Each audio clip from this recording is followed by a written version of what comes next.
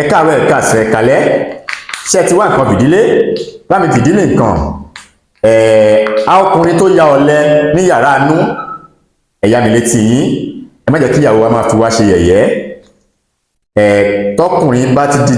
pé obìnrin fọwọ́ tọ́ wa lóru báyìí pé bàbá alágbájá ẹ dìde ńlẹ̀ ẹ wá ṣiṣẹ́ yín tọkùnrin wa ní dákun fi mí lẹ̀ ná stress yẹn pọ̀ stress wo ló ń ṣe tá a lè súnmọ́ ìyàwó wa a máa bá wa kò sí bá ṣe lè rokoroko tó máa tún délé wọ́n tún sábìsì àwọn ìyá wa àwọn ọ̀dọ́ ọ̀sìn yìí ìjẹkújẹ àti ti tún ayé ara wa ṣe níbi àwọn ẹlẹ́rìndòdò àwọn ìyàwó wa náà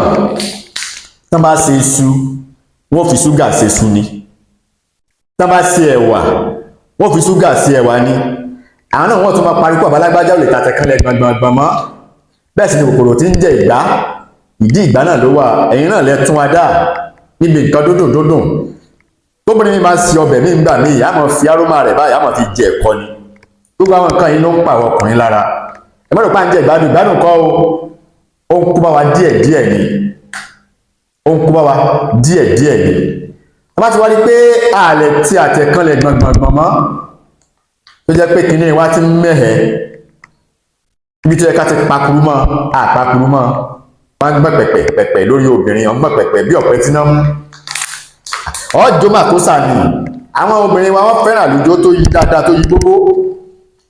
ẹgbẹ́ tó wá rí pé òun lè tàtẹ̀kànlẹ̀ gbọ̀ngbọ̀n mọ́ ọmọ 20 ọdún complain sí nǹkan ọmọkùnrin ò lè mọ́ ọmọ 30 ọdún complain ọmọ 40 ọdún on complain bá mi lọ wá egbò cassia ṣe àti mọ́ egbò cassia yìí ẹ bá mi wá àti egbò ẹ̀gún àmúrẹjú òun náà ni wọ́n ń pè ní egbò sẹ́nifíràn egbò cassia egbò sẹ́nifíràn ẹ̀rù alamọ àti kànáfùrù àti ọ̀pọ̀lọpọ̀ orógbó tútù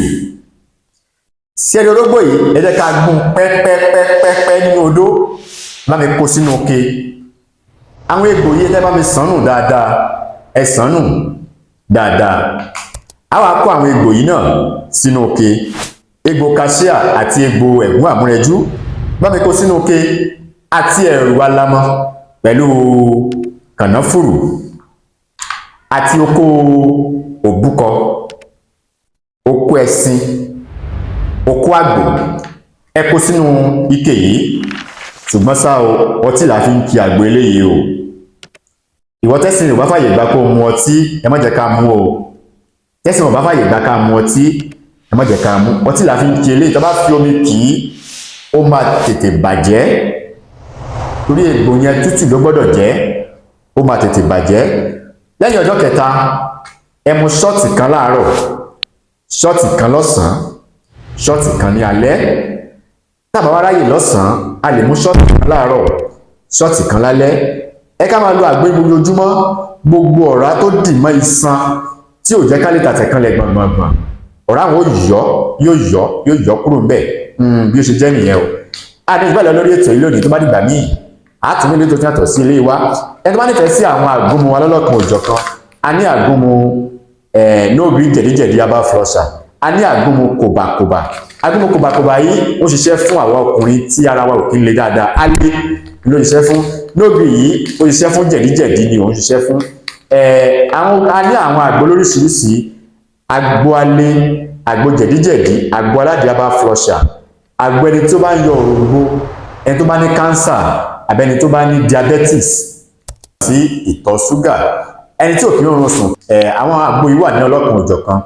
ẹ pè mí sórí nọ́mbà 08039336675 tàbí 08087533584 káfíńrí pàdé orúkọ mi ò yí padà èmi ọmọ yín àbúrò yín olólùfẹ́ yín orúkọ mi ni Dr. Aviz Abolade Ọmọ Aramide ire o ó dàbọ̀.